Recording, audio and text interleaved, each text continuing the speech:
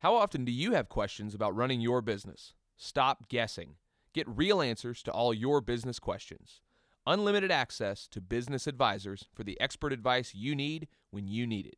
Go to onemorecustomer.com now.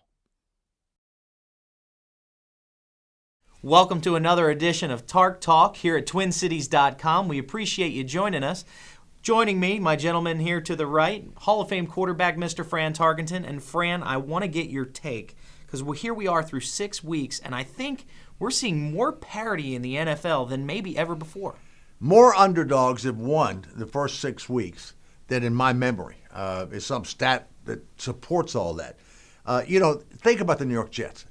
They have been the most vilified team in football. Right.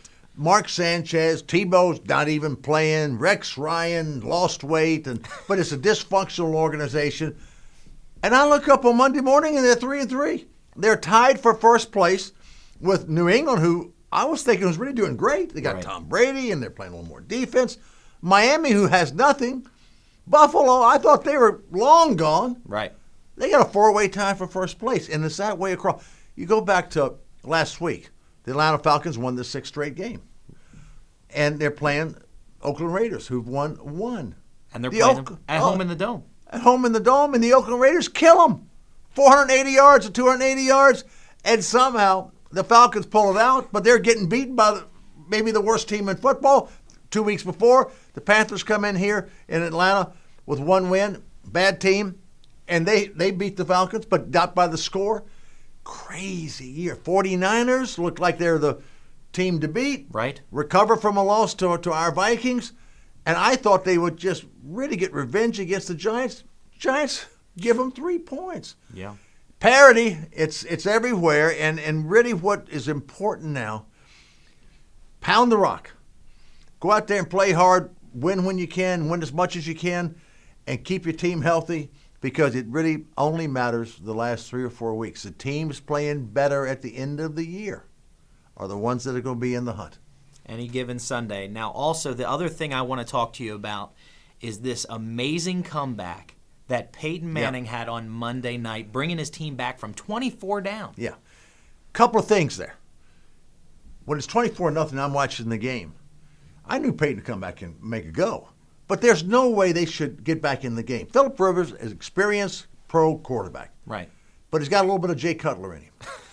And he comes back. If the second half, he should control the game, play a possession game, short passes, screen passes, get the ball out of his hands, make safe throws, get 3 points here.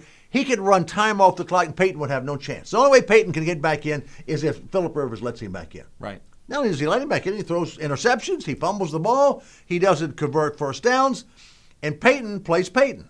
But the second thing about Peyton, Peyton is learning how to play as the new Peyton. Peyton Manning is 36 years old. Okay. The neck injury. Right. He doesn't have the arm strength he had before. Okay. Nobody does at 36. They don't have it. I don't care who you are. I didn't. Nobody else did. But he plays with his head. And now he's understanding what his body can do and what he cannot do. And you're seeing him throw. Most of his passes are inside of 10 yards. Okay. Very few passes down the field. Out of his hand real quick. Frustrating the defenses. Gets them pulled up a little bit. Boom, he throws a 20-yard little fade route and gets a touchdown out of it.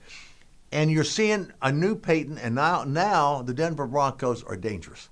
Because Peyton is beginning to understand how to play like a new Peyton at 36 years old. Well, and he's also on a team that's playing good defense, not used to that in Indianapolis when he was there. Now, the other thing I need to ask you about is this weekend. We got the Arizona Cardinals that are coming in, and there's a team that surprised a lot of people. Well, and they got to be aware of something. Okay. The quarterback, Kevin Cobb, is out, but he wasn't the starting quarterback the first year. The other guy who's going to play against the Vikings this week, John Skelton. So whenever you replace a quarterback after you lose last week like they did, that's kind of a dangerous thing. But here's what I believe. The Vikings are a better team than Arizona. Our team is home. We got to come out right out of the tunnel with an attitude. Okay. We are good. We know we're good. Let's pull together. Let's get everybody together. Let's everybody go out from the opening kickoff, have an attitude, take control of the game. Don't let Arizona even think they can have a chance.